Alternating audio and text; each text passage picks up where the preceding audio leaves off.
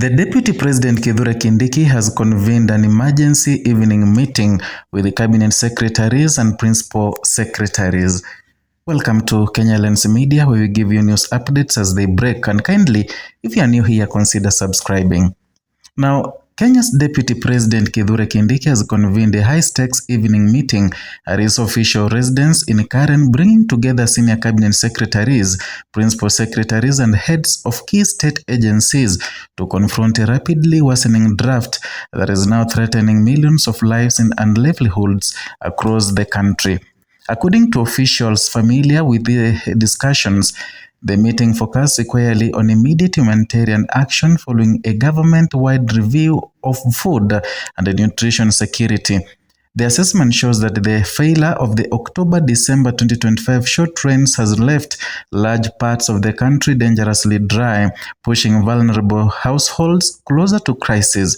And current government estimates indicate that about 3.3 million Kenyans require urgent humanitarian support, with the arid and semi-arid counties bearing the heaviest burden. The Deputy President reportedly stressed that the government's response must be beyond policy statements and beyond emergency plans on paper.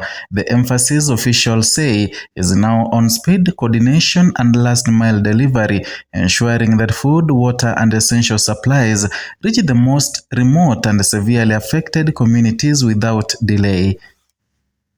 Kenya's short rains are a critical pillar of the country's agricultural calendar, especially for pastoralist communities and small-scale farmers. When these rains underperform, the consequences are immediate and far-reaching. The 2025 short rains were significantly below average in many regions, according to assessments by the Kenya Meteorological Department, and leading to depleted water sources, poor pasture regeneration, and reduced crop yields. The rainfall failure has triggered a chain reaction. Livestock body conditions have deteriorated in pastoral counties, milk production has dropped, and the food prices have continued to rise in local markets. The National Drought Management Authority has warned that without swift intervention, pockets of the county could slide from stress into full-scale emergency conditions in early 2026.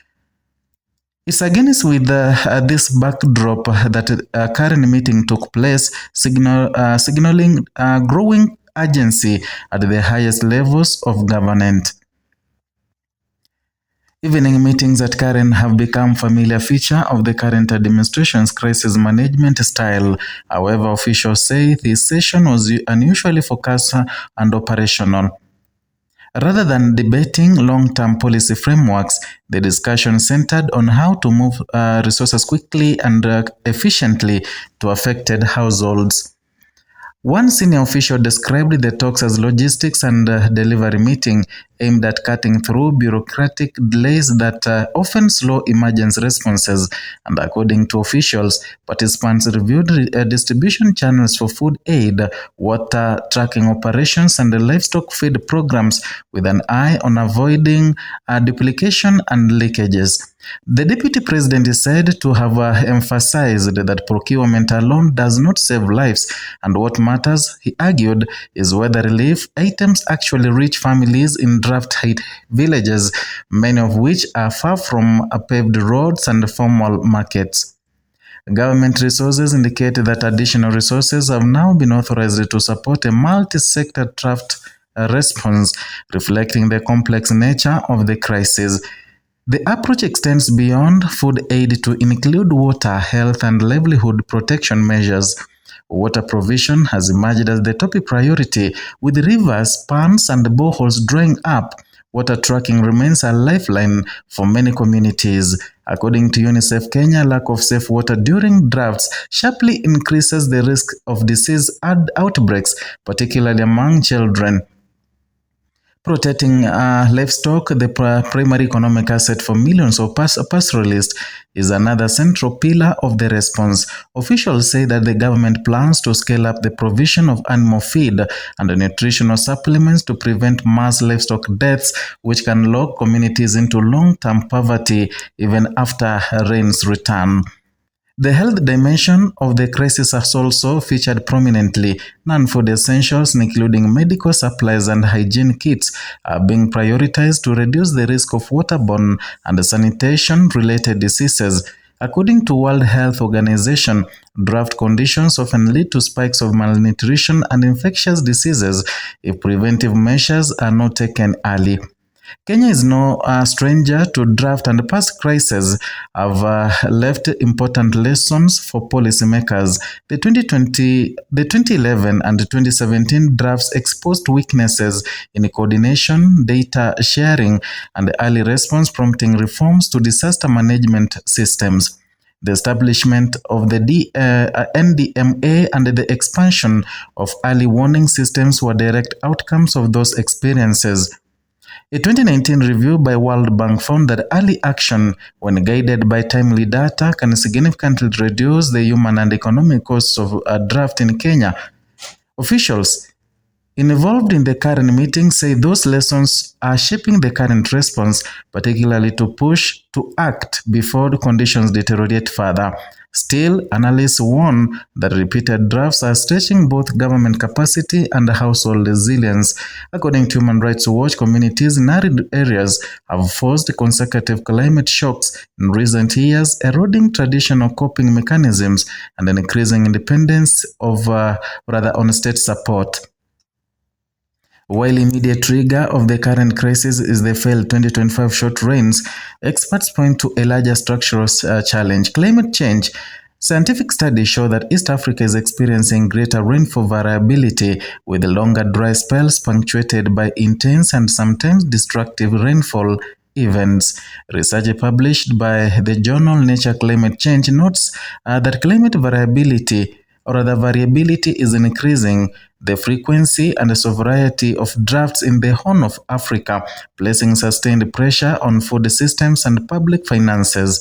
For Kenya's leadership, this reality raises the stakes, and the emergency response must now be paired with long-term investments in climate adaptation, including water storage, drought resilience, agriculture, and livelihood diversification. While these issues were not the main focus on the current meeting, officials acknowledge they form the broader context of the current crisis. As the 2026 calendar year begins, public expectations are high, and Kenyans are grown increasingly vocal about the need for effective disaster management, particularly after years of overlapping economic pressures, including high food prices and unemployment. Political analysts note that how the government handles the current draft will shape public confidence in its ability to protect vulnerable citizens. According to Reuters, draft response has become a key measure of governance across East Africa, where climate shocks are now a regular feature of political life. By convening senior officials and authorizing additional resources, the deputy president appears keen on to demonstrate that the administration's disaster response systems are not only functional but responsive. The current meeting marks a critical juncture in Kenya's response to deepening humanitarian challenge, with millions already in need and conditions at risk worsening. The decisions taken and implemented in the coming weeks could determine whether the country avoids a larger emergency. The focus on last-mile delivery, multi-sector coordination, and rapid deployment of resources reflect an understanding that drought is not just a weather event but a complex social and economic shock, and if successful, the current response could help cushion the most vulnerable citizens and preserve livelihoods until conditions improve. If it falters, the cost will be measured not only in hunger statistics but in lost assets, disrupted education, and long-term poverty. In an era of accelerating climate change, Kenya's ability to translate high-level meetings into real-world impact is becoming a defining test of governance, and one with the consequences that reach far beyond a single dry season.